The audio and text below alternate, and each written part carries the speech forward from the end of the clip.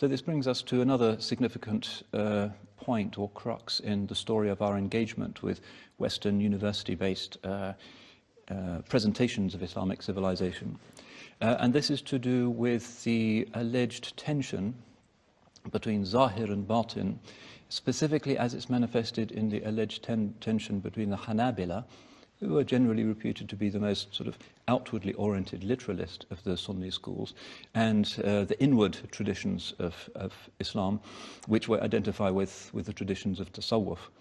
So we find as a common theme in 19th century Orientalism the idea that Islam is inherently a religion of law and externals and a superficial, literalist, even anthropomorphist conception of God.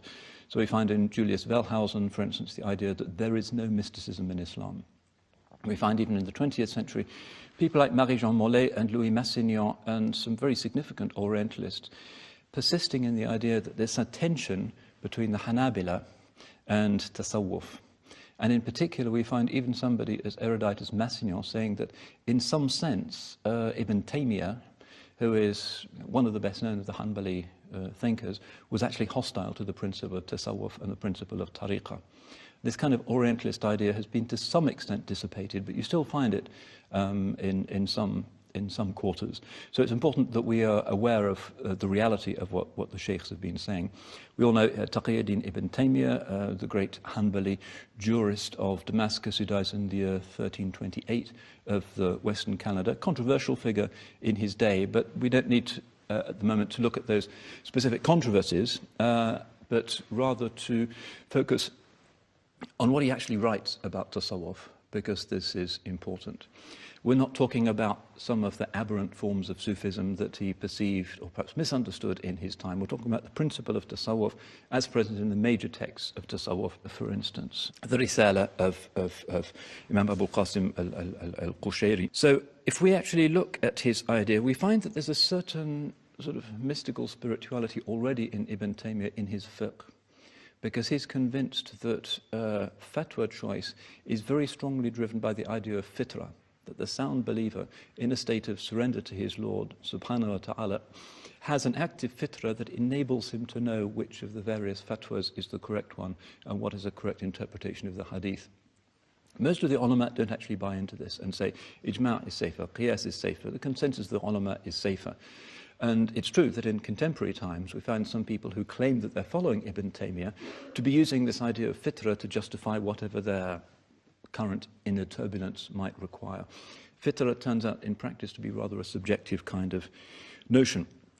But what does he actually say? Well, remember he is a Hanbali, and in fact what we're understanding now and what the ulama have always known is that there's a particularly close connection between the Ahl al-Hadith and the Hanbali madhab and the people of Tasawwuf. There's a disproportionate number of Hanbali scholars who are actively involved in forms of Tasawwuf. And if you read Ibn Rajab's Dhayl ala Tabaqat al-Hanabila, and you go through hundreds and hundreds of biographies of the great Hanbali scholars and Hadith experts, you'll see this. Again and again we find them, hundreds of them, actively committed to the path of Tasawwuf, as we'd expect, because they're sound, responsible readers of the hadith, and they can see, as we've already looked at, that this principle of tasawwuf is something that is there from the earliest times. So the Hanbalis in particular are aware of this, and some of the great Hanbalis, some of the great Sufis like Khwaja Abdullah Ansari or Abdul Qadir al-Jilani and many others are well known for being Sufis and Hanbalis. Now another figure is Ibn Qudama, who is in the silsila of Ibn Taymiyyah's teachers, and as well as producing some of the most significant works of Hanbali fiqh, he also writes his Kitab al-Tawwabin, which is a straight manual of traditional tasawwuf, traditional mainstream tasawwuf, and he received the khirqa, the patch robe of Sufi initiation directly from his teacher, who was Abdul Qadir al-Jilani. Ibn Qudama was a disciple of Abdul Qadir al-Jilani. And another significant figure in this world was Ibn Aqil, who was also very involved with Sufi techniques. So it's hardly surprising that we find Ibn Taymiyyah really enthusing about mainstream Islamic mysticism and spirituality. And it's hardly surprising that if you visit Damascus, you find that he was buried in the Sufi cemetery of Damascus. what were his relatives thinking? They knew where his heart was. That was the appropriate place for him to be laid to rest, and nobody was surprised by that. But let's just look at a few quotes, just to kind of shatter that traditional Orientalist prejudice that Ibn Taymiyyah is in some sense against tasawwuf. This is in Majmu' Fatawa Ibn Taymiyyah, his famous collection of fatwas, Kitab al-Tasawwuf. And here he says, الصوفي في الحقيقة نوع من الصديقين فهو الصديق الذي اختص بالزهد والعبادة. A Sufi, in reality, is a type of the Siddiqeen, that is to say, the highest degrees of people who are sincere and straight and close to their Lord. He is the Siddiq who has been singled out with the blessing of zuhud and ibadah. In other words, his zuhud, his ibadah, characterizes tasawwuf and makes him in the state of being mukhtas. And then he points out that there are some scholars who've actually had a critical view of tasawwuf. So he says, فَطَائِفَةٌ ذَمَّتْ الصُّوفِيَّ وَالتَّصَوُّفِ. Some people have condemned the Sufis and Sufism. وَقَالُوا إِنَّهُمْ مُبْتَدِعُونَ خَارِجُونَ عَنِ السُّنَّةِ. And those people say they've innovated and they've departed from the Sunnah. وَنُقِلَ عَنْ طَائِفَةٍ مِنَ الْأَئِمَّةِ فِي ذَلِكَ مِنَ الْكَلَامِ مَا هُوَ مَعْرُوفٌ. And a number of scholars have had words reported of them in a way that's well known. وَاتَّبِعَهُمْ عَلَى ذَلِكَ طَوَائِفٌ مِنْ أَهْلِ الْكَلَامِ.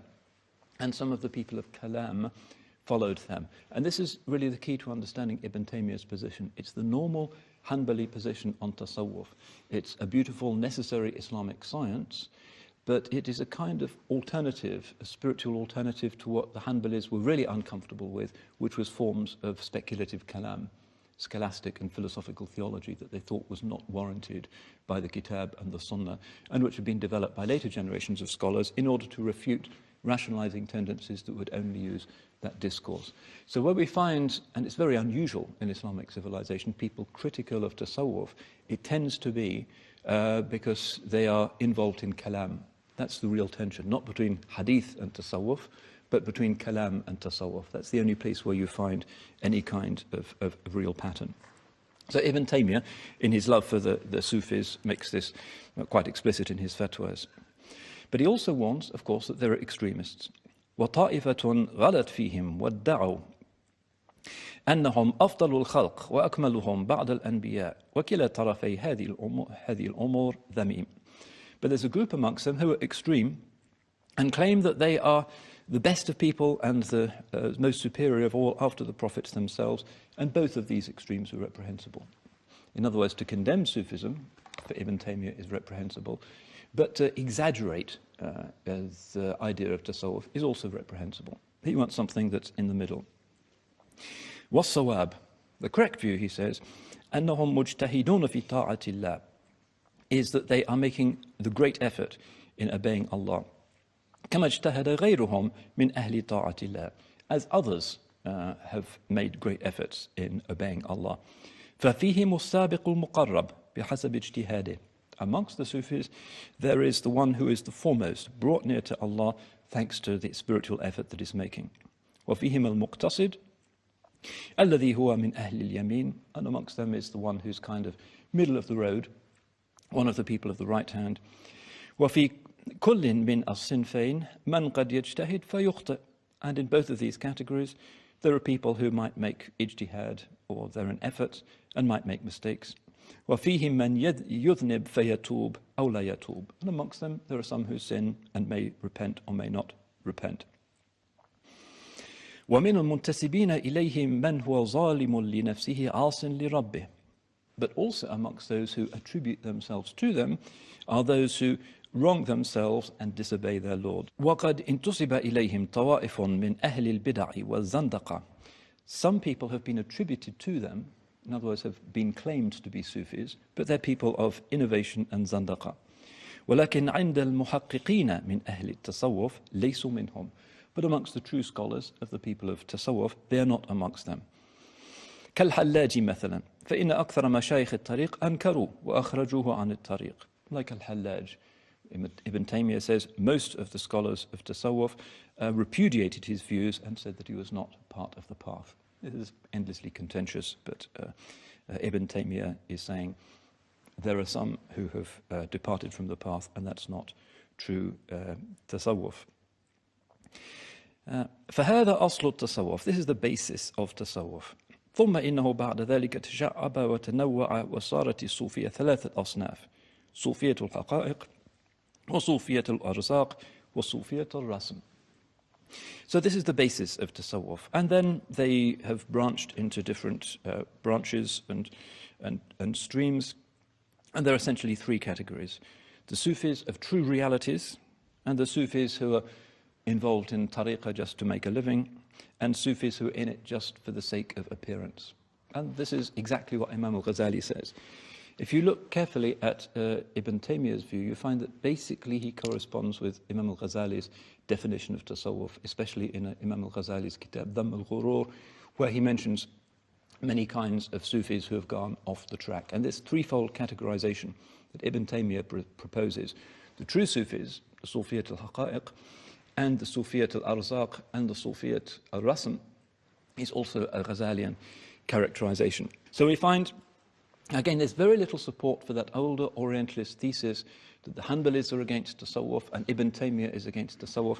In his fatwas, he makes it very clear that he's against certain extremists and errors amongst the people of tasawwuf, just as is against certain errors present amongst some scholars of tafsir or present amongst some scholars of fiqh. He's against those who commit error in this science of tasawwuf, but he makes it absolutely clear that he is not against it. So these are just some examples, but those who know Ibn Taymiyyah well, rather than selectively, will be aware that he is a great enthusiast for tasawwuf, and particularly because his own sanad in tasawwuf comes from his teacher Ibn Amir, who gets it from Ibn Qudama, who gets it directly from Sheikh Abdul Qadir al-Jilani. So there's only two intermediaries between the two sheikhs. And this is present in silsila after silsila after silsila that you can find in the libraries. Taqiyuddin Ibn Taymiyyah is an important transmitter of the Qadiri tariqah. And of course, he writes his famous commentary on the Futuh al-Ghaib of Abdul Qadir al-Jilani. He refers to him as Shaykhuna, our Shaykh. It's hard to find anybody in the history of Islam that Ibn Taymiyyah reveres more than Abdul Qadir al-Jilani. Abdul Qadir al-Jilani is one of the Imams of Tasawwuf. Who is a Sufi if he is not? So again, this is an effective way of knocking these misunderstandings on the head. Look at what he says, for instance. Ibn Taymiyyah says, قال لبست الخرقة المباركة للشيخ عبد القادر وبيني وبينه إثنان.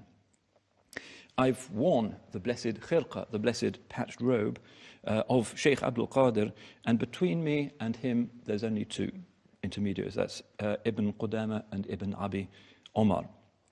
And among his disciples, for instance, Ibn Kathir is generally regarded as being in the line of Ibn Taymiyyah. Ibn Kathir says, Al-Jilani min sadat al-mashayikh. He's one of the great ones, one of the lords of the sheikh. And Dhahabi also praises him.